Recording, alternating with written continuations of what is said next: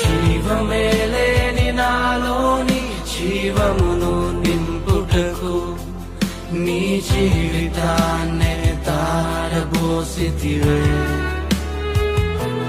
నీది శాశ్వత ప్రేమయ నేను మరచిపోలేనయా.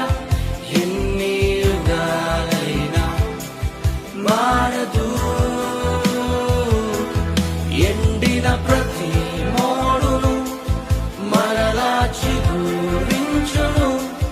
నా దేవునికి సమస్తము సాధ్యమే.